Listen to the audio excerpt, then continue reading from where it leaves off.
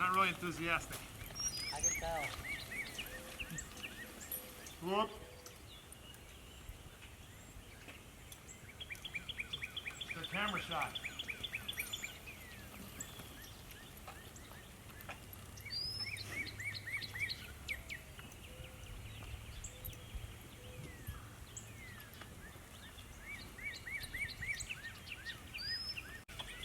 The thing?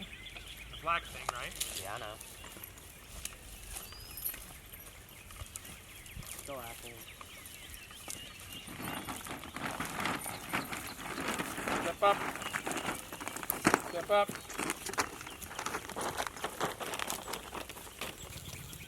Step up. Whoop. Okay. Step up. Over here, so a little closer to the fabric. Step up. Step up. Step up.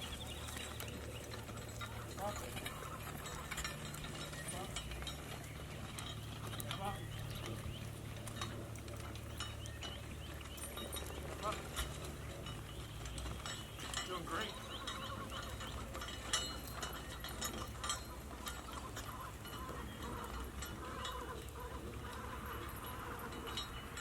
You're going too fast.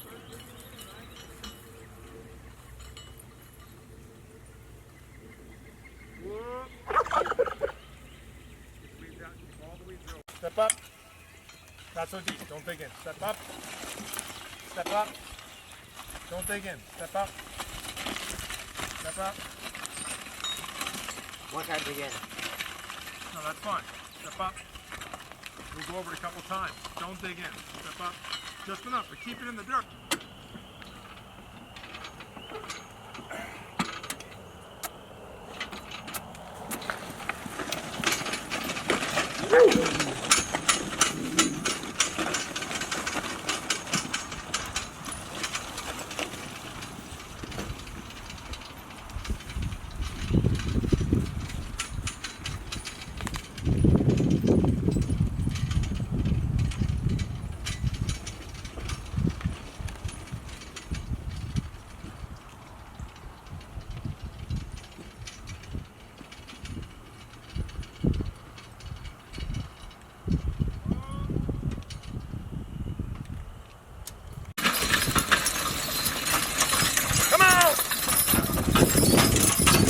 Come on!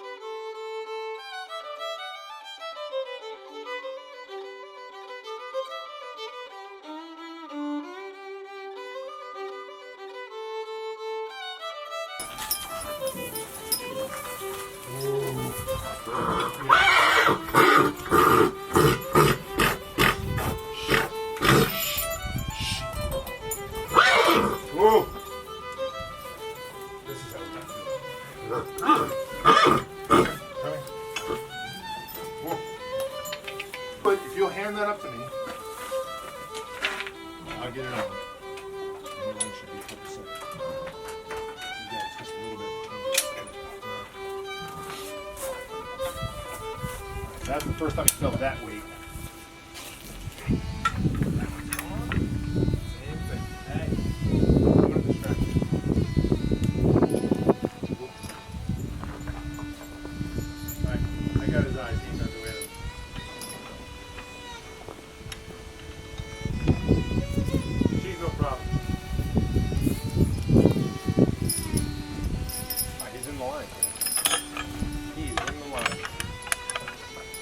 All right, you're going to pull Belle left, and she's going to pull him with her, I think. Yeah. Back. Back. Back. Back. Back. Back. He has no idea what he's doing. All right. He's totally on his. Say again. Back. Back. Back. Back. Back. Good.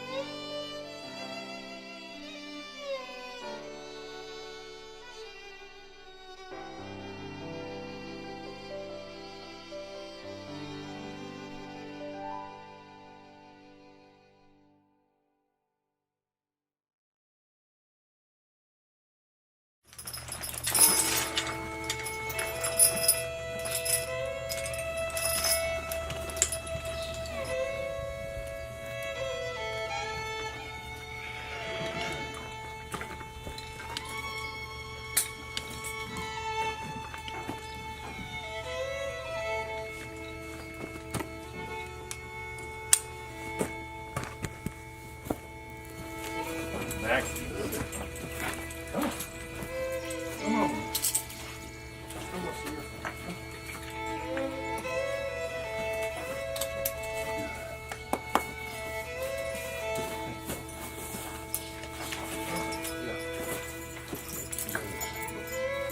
Good girl. Good girl. This is a double mold board plow. It turns the soil both ways, left and right. It's really for potato plowing, but I'm only doing a 1/4 acre, and I'm too lazy to change it out, and I'll get it done, and then I'm going to hit the field with a cultivator and then a chain harrow to make it nice and smooth. Walk up there.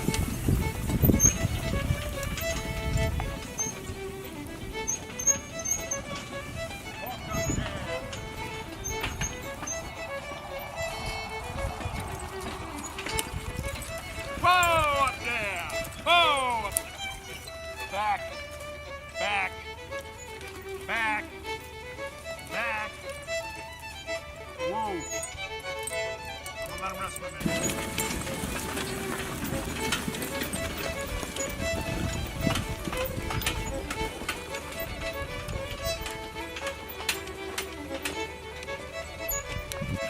Get in the furrow, Rosie.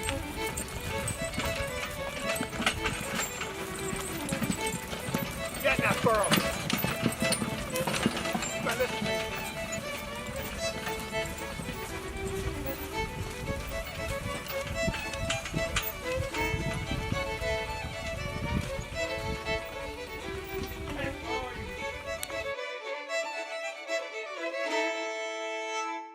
This is a cultivator. It's got 6 knives on it, or actually 4 mold boards, small mold boards, and 2 knives. And it's to break up the soil that I just plowed in big clumps, and this will turn into smaller clumps, and then I'll run over it again with a chain harrow, and it'll be nice and smooth, and and tilled up perfectly. And you can use this also to do weeding in rows. I would take off those 2 front knives and let the back 4 kill all the weeds that are in the row.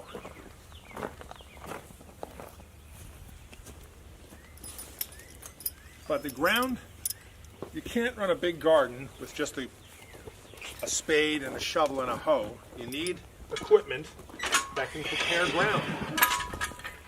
And you need something that can pull the equipment through the soil. So it's either a tractor or horses. Otherwise it's back-breaking labor.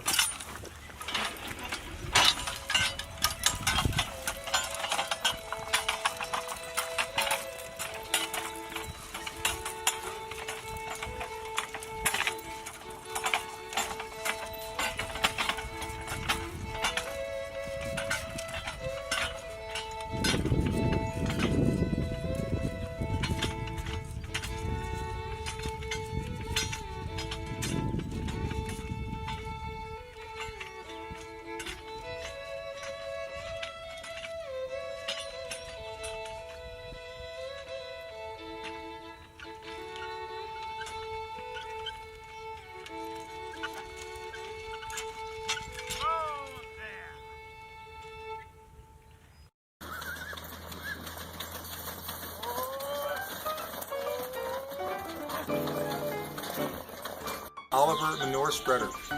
You throw the manure in here, there's a chain-driven set of tracks that drives it out the back, and those are beaters. The beaters spin very fast, as you will see, spreading the manure all over the place, sometime to the driver's hair, which is not really cool. The energy is supplied by the horses, but it is the wheels and the gears here from their energy that drives this whole thing. There's no gasoline or diesel power to it whatsoever. And this is how we fertilize our garden. So we'll go take a ton of manure, dump it in here, take it out to the garden, run it up and down the rows, and voila. A ton of manure will be spread over less than 1/4 of an acre, and we'll have a nice fertile garden. We call this barn our manure collection point, MCP. We bring the horses in overnight when it's hot so that they can eat and leave their droppings behind. In the wintertime, we bring them in during the day, same reason. And we fill up the gardens with their manure, and boy, we have some good gardens. Cut.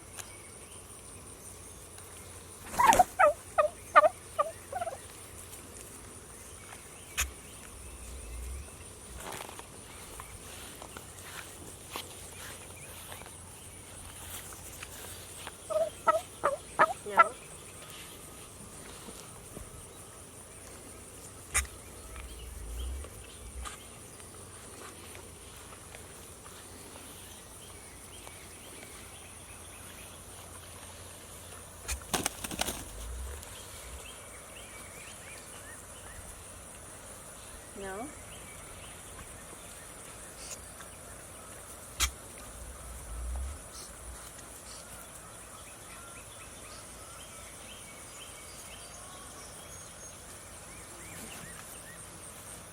No, Didi. No. No. No. No.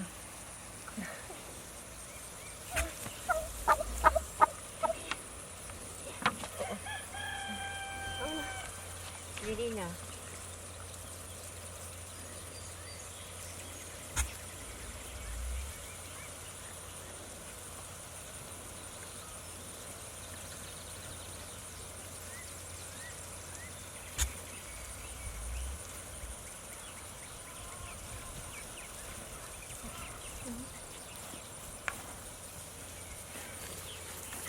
No, Didi. No. No, Didi.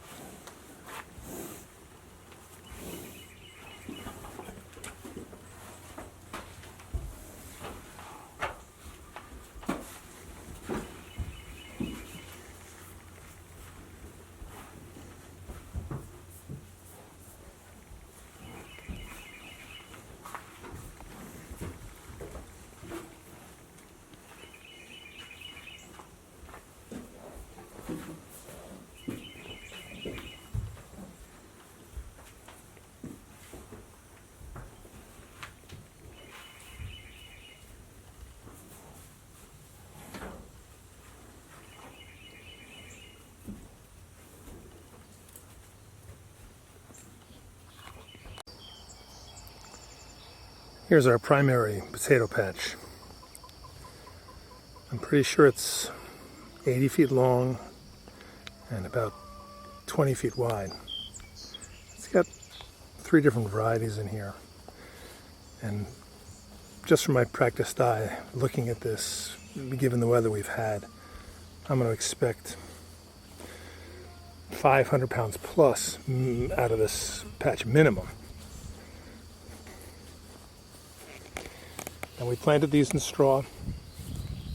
It makes it easier to harvest and easier to clean for sure. You'll notice there's some weeds in there. Once they get to this point, I stop walking in there and weeding because you step on more potatoes than you save by killing the weeds. So you just kind of let them work it out. Now this row here, these are also potatoes, but these are later planted potatoes. Most of these will go for fall eating, and some of them will go for seed potatoes for next year. This row here is indeterminate tomatoes. They'll grow until October, and I'll vine them up over these cattle panels here.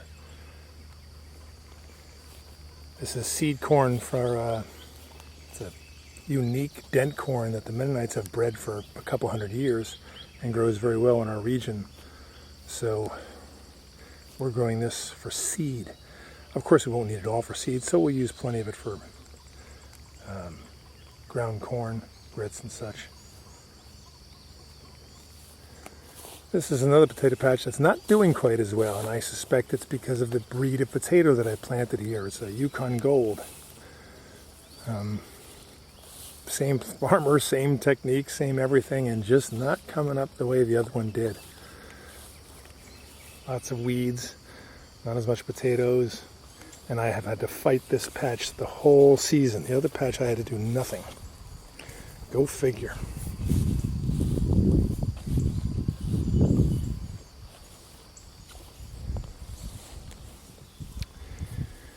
Here's about 100 plants of canning tomatoes. These are determinates, so they'll come all at once, which is quite a challenge because you have to pick them all and can them all in about a 2-week period, maybe 3 weeks. We put down this landscape fabric and we burn holes in it, and that keeps the weeding down to a minimum. And we bought these tomato stakes from our Mennonite friends down in Scottsville, and that's baling twine run through there. The tires are not really there to hold it up. They were there the first day, and then I just didn't move them.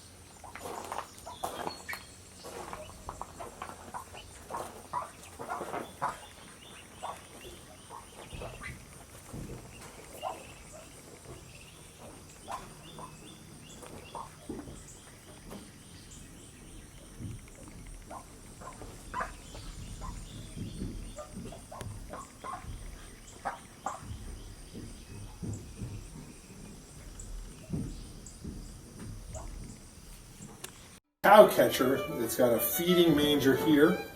The cow puts its head in to feed, and then you close this, and their head is stuck inside there, and you can milk it.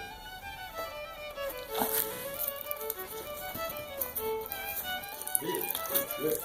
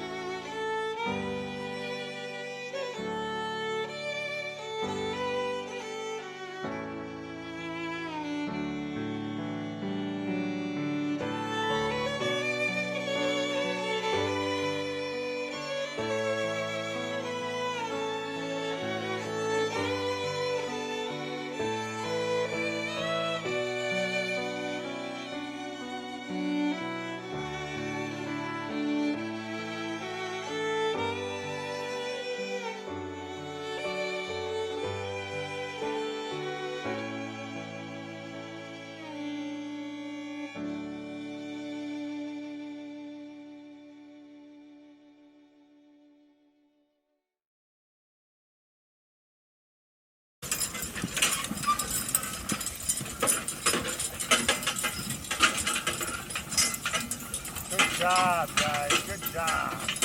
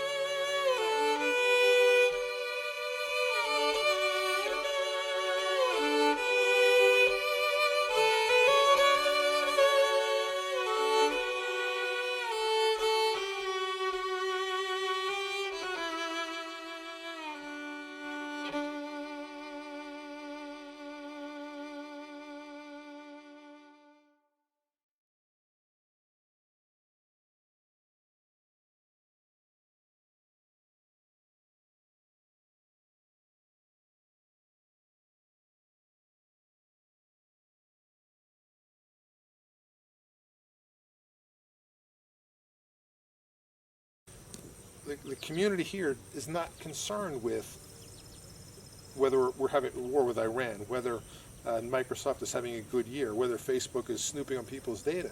What we're worried about here is the strawberry harvest, and the peach harvest, and your milk cow, and how is your production doing, and how all that other political shifting and fighting and huffing and blowing doesn't make the corn grow any faster.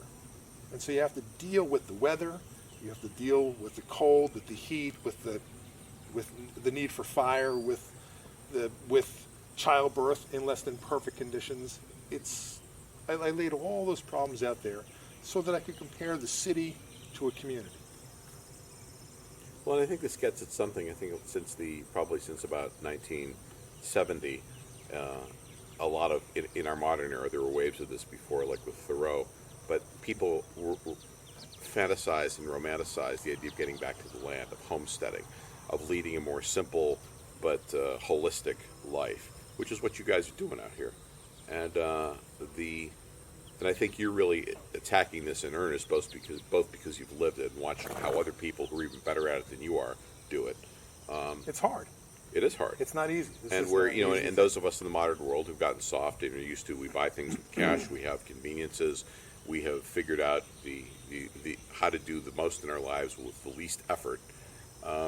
It's a whole different philosophy and a different way of life. Anyway, moving back to the land, this is something that people have thought about doing, and people are alienated by how modern society, every aspect of it, and they fantasize about getting back to the countryside and doing something about it. For a lot of people, it doesn't work out, or it isn't what they thought, or it's a lot harder than they thought. But for people who make it work, there is I think wise people have often looked at that the best lives are the ones that are most holistic and integral. That if you are working to create the means for your own survival, if you're working with those closely, that you have firsthand contact with, to cooperate, that this is a good life. It's an excellent life. It's removed from. It has its stresses, but it's removed from other stresses of modern life, and the fruits of what you produce are there for you to enjoy, and that brings you a real satisfaction. You grew the food that you eat. You raise the cattle that become your beef. You planned your life to do the stuff that you need to do for you and your family. You don't have a boss. That's one of the greater satisfactions. The great satisfaction is no bills in the mailbox. That's the great satisfaction. Yeah, I like the food, but what I like most is when I have a woodshed full of wood, I don't have a propane bill. And when I have a pantry full of food, I don't have a grocery store bill. And when I've got a pump or rain collection tank, so when the bills go away, life becomes much simpler and much easier. We're not trying to be self-sufficient completely. We want the community to be relatively self-sufficient and trade with the outside world, but some guys are better at harness making and some guys are better at putting metal roofs on buildings, and we kind of work all of that out. And we grow the vast majority of our food, but there's stuff that we buy, and there's stuff that we buy from our neighbors, and there's stuff that they get from us. So on a community level, if you could arrange a community that was self-reinforcing, you are raising your own children with an ethos of the community, not that you're going to go out and conquer the world, but that you're going to raise a family here, and that you're going to be good people, good neighbors, and find a way to enjoy your life without making yourself crazy. Well, and you're also in the city. Sometimes the price of leading a good life there is you have to prey on other people. There's no temptations here like you experience in the city. So we don't have surgeons doing surgery on people that don't need surgery. We don't have ambulance chasing lawyers. There is some freedom in that. There's some ethical freedom. I think you mentioned to me earlier that one of your Mennonite friends supports a family of 15 on $680 a month because of the lifestyle, everything that they produce for themselves. Well, they own the land. The things that they eschew in terms of modern conveniences and pleasures and enjoyments, they aren't partaking in a lot of that anyway. Right. But they also don't think they need to, and they have created a life where they don't need them. They're not poisoned by media. If you're not subjecting yourself to media every day telling you that you are ugly, that you are poor, that you are oppressed, if every day you're only confronted with people who are patting you on the back and telling you that they value you and are happy to have you around, life is very pleasant. And when you're not materially competing with your neighbor over, look at my watch, look at my car, look at my house, you'll notice in the community all the houses are white. A lot of the men don't even have a pocket here because that way they can't put a pen in there to compete with the other guy who might not be able to afford. Now, you might think that's taking it too far. Is that actually a deliberate statement That's to not have a pocket? It's a deliberate Because statement. some of your friends might not be able to afford pockets. Or no, not be able to afford the pen that goes in there or whatever else did. Now, that's an older thing. The newer, younger guys have a pocket because they want to have a pen. But it used to be that that was the level of the rejection of competition, of material competition. You weren't, the women don't wear makeup. They don't dye their hair. Now, that would be very hard in our society because, you know, to accept your gray hair, we do, Right. and it's not a big deal. So the women don't wear makeup, and the men wear long sleeve shirts, and you know, it's very light in the summertime. But they dress very modestly. They're not looking for a new wife or a new husband. They're not looking to break up their families. They're not looking to compete. They're not trying to show you I've got this and you have that, and I'm better than you. And so, and sometimes it's taken to a little too far. But if you look at the outcome, as my friend Lester you met today, who I based all my characters on, said to me one day, is, you know, in our community we have 150 people, 150 families, 1,500 people. We've never lost anyone to a drug overdose. No one's ever been arrested. We've never had a divorce. We've never had any domestic violence that I know of. We don't have any drug addiction or alcoholism. Nobody's ever been arrested for DWI. What would happen in your community with 150 families? What would your numbers look like compared to that? And it was a stunning analysis. Yeah, you know, they eschew a lot of things that make life easier. On the other hand, they don't lose any of their children in car accidents. So you have to decide what level of comfort and convenience you're willing to live without, or what you demand, and that you're going to give up people in car crashes, you're going to give up people in addiction problems, and you're going to give up people in suicides or all the modern afflictions. It's a tough conversation to have within a family, within a community, and within a culture. But we have it all the time, and this was what we chose. Well, it's nice to see a functioning people whose culture is several hundred years old and have been making it work. It's a stable, steady state thing. You know it works. Right. It's not like a bunch of hippies who decide they're going to go and reinvent civilization and move out to a farmhouse someplace, and a year later it's all gone to hell because none of them have any idea what to do. They haven't figured out things like stabilizing marital relationships, having kids, how it all works. They're just going to get back to the land. And of course, most of those people failed miserably. They don't have children. Right. We all get old, and we all get too old to work the land. So your children have to pick up the slack when you enter the age of irrelevance or when you become elderly. The community we visited today has, like I said, they have 150 families, but those families have been part of that community in America for 15 or 18 generations. Wow. It's a powerful statement when you see them there and you see how well they are. I mean, they just look healthy. Obesity is not a big problem in that community. They all work hard. It's not and just they don't overeat. It's all over there. You see it on their countenance, you see it on their face, and you can see it in their physiques. They look well. Do Mennonites, I have to ask you this, do Mennonites get ice cream? Every day. They're big ice cream consumers. Do they make their own? No, they'll buy it and they make it. Just curious. But they do make it. They make it with salt. Oh, you use the whole thing with rock salt. Rock salt, and they have grinder. a horse grinder, and the horse works in circles, and it works. They actually have the horse. They do it on larger quantity with the horse driving. 10 gallons or 20 gallons. A horse-driven ice cream maker. Yeah, I love it. Oh, and it's impressive. What they get horses to do is impressive. It's not just for buggies. Their horses provide mechanical power that run their sewing machines, run their washing machines, run their sawmills. You showed me some of their different methods for using horse powers. Mechanical energy, the way they capture mechanical energy with draft power is impressive. Their ability to work gears, to step gears up and step gears down so the power output where you need it is steady and consistent I'm fortunate that in my life I've had a couple of different experiences with rural rural and rural primitive, shall we say, living. One is this. One is, I don't know, primitive is a bad word.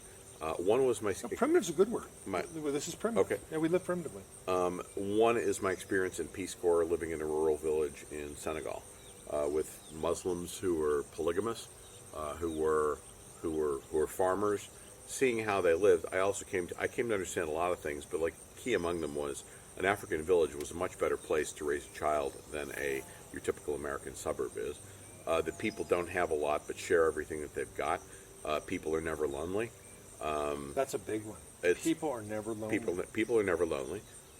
They face challenges in life, and there are dysfunctions in that society in terms of it's poor. People have enormous extended family. Anybody who makes it has 300 people coming to them and saying you need to share that with me, and which is why a lot of them they will choose to emigrate to the United States because they need to get away from that. Right. They can't accumulate. But then they anything. give up everything else they had. They give up that. Right. Then they become here, and they become rich, and they become lonely. Right.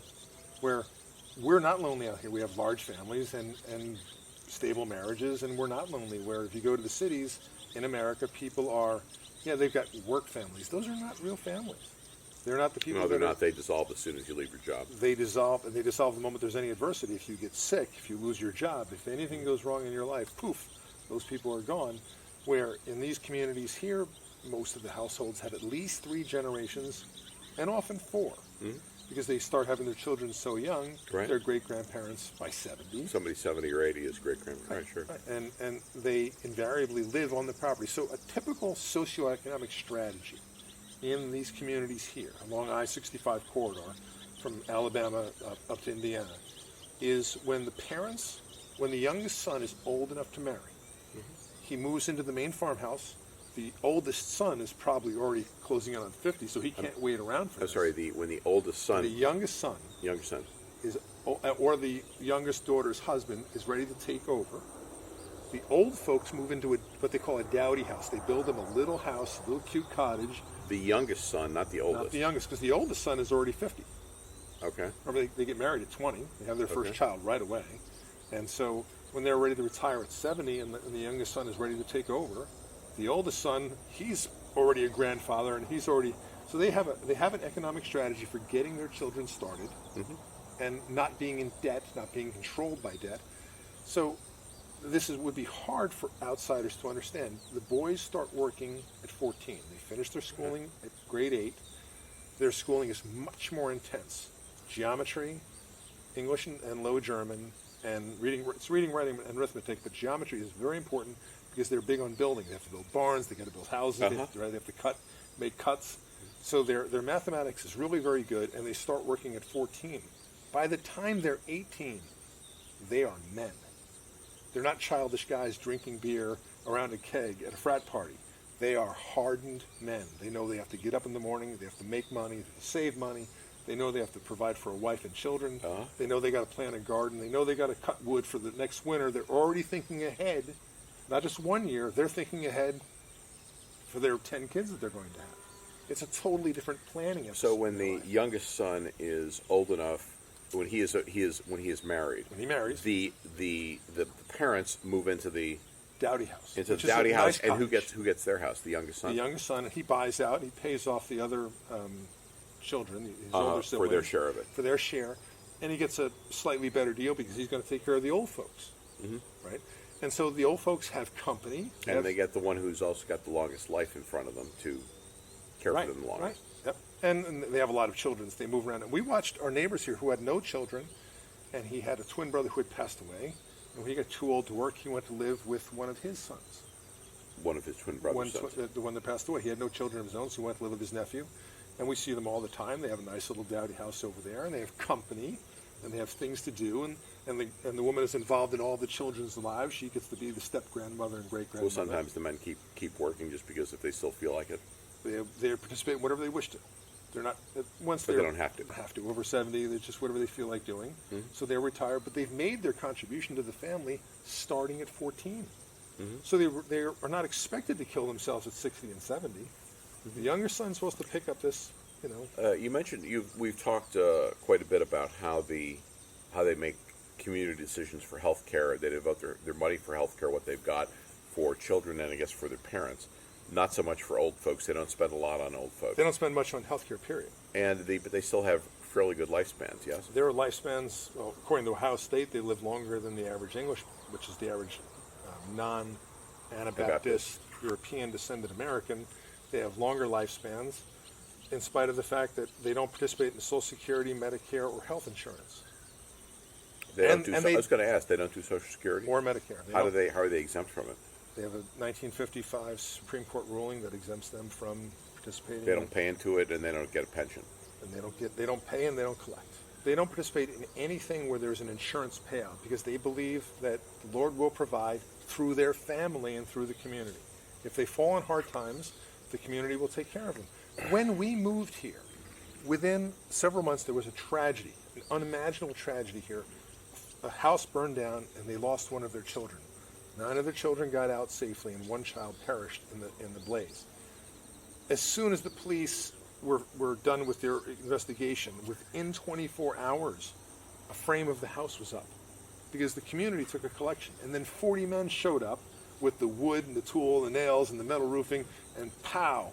By evening, you could see, the house. It had been framed. It had been framed completely, and by the following day, it had been sheathed.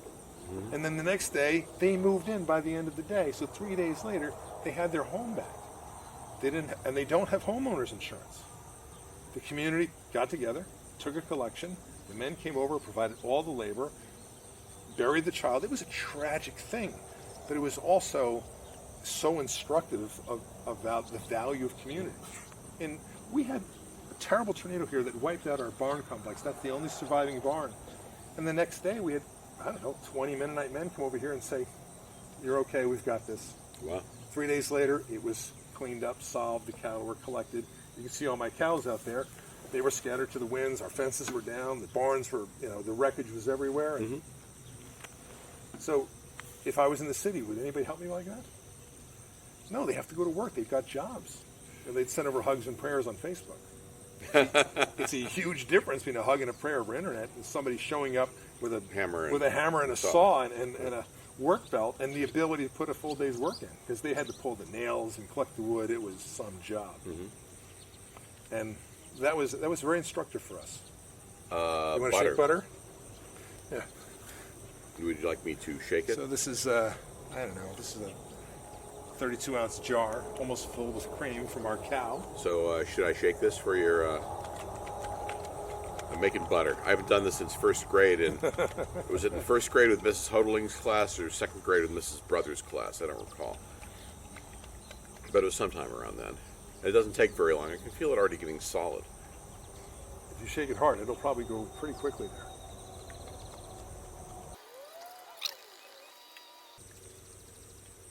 Okay, shall I open it? Why not? Okay. Ah, lovely. Can I taste? Sure. Stick a finger in there. Show it to the camera. Tastes like butter.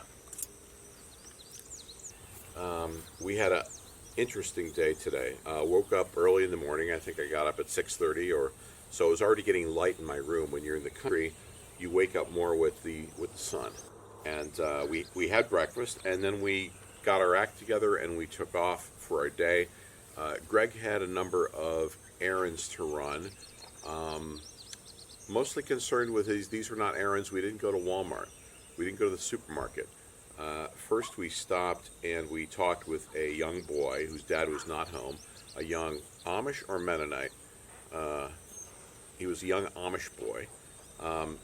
And Greg was describing what he wanted done with with a piece of farm equipment that carries bales of hay. And it wasn't holding the bales of hay just right. And he was discussing with the boy what he was ultimately going to want the boy's father, who works machinery, to do. Then we went to another place, another family in that area, and we dropped off the trailer we'd been using to haul the piece of farm equipment around. Then we went to a third place, and there we met Freeman was his name, I believe, and he is a machinist, and Greg was discussing with him. First, he wanted to get some stove caps for the roof stove pipes, couldn't find exactly what he wanted. Then he also saw that Freeman had some wonderful, had constructed this beautiful new tedder, which is this is a horse-drawn piece of equipment in which rolling rakes fluff up cut hay that you have already cut in the field, fluff it up so that it'll dry quicker. This allows you to harvest it, to bale it faster. It reduces your window of vulnerability for having the hay destroyed by rain.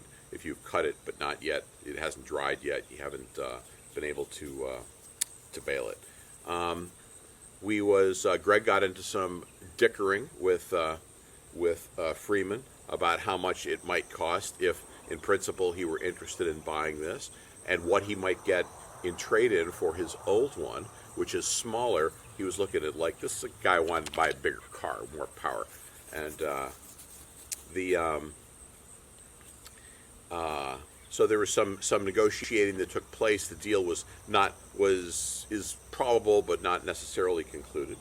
From there we went on and we saw, I believe it was Lester, to whom Greg wanted to introduce me to him because he's the basis for one of the main characters in his books. He also needed to drop off some harness to get it fixed. And we spent some time in his shop and we chatted with his brother-in-law who was visiting from Texas, from a New Order Mennonite community, and we chatted about the weather and about tornadoes and construction that you can do that will protect buildings from tornadoes. Let's see, after that, where did we go? I think after that we went and had lunch, and we went to the Amish Country Market, which is both a country store and also they make sandwiches and lunches. We had a very pleasant lunch there. Did a little shopping. We stopped back at the home of the first boy. Who was the first boy? Was he Jake? And to talk to his father about the hay bale hauling piece of equipment. And Greg nailed down with him exactly what he wanted. I think that I've left maybe one household out of this. We drove by a number of places. He pointed out to me places that figured in his novels, the roads that he was recreating, some of the events that he had. He pointed out the pond, this beautiful man-made pond that someone has built to create his own water supply as well as hydropower. He can release water from the pond to create hydroelectric power. He also has a huge reservoir that he can pump the water up to the to other water reservoirs higher on the hill. From there, they can water fields. They can use it for the house. He pointed out things like this to me in the community, and we talked about many and sundry things all day long. We didn't get home till about 4 o'clock. So, thank you. You are quite welcome. Are we done? We're done. Okay. Thank you very much. That was a wonderful review. Dan Berger, formerly of the Tampa Tribune. Thank you. Thank you for listening. Hi, I'm Greg Jeffers, author of the best-selling book, Prosperous Homesteading. I'm an author, writer, blogger, and homesteader. And this is my labor of love. My latest novel, 7 Years of Famine, is available now at Amazon. Thank you.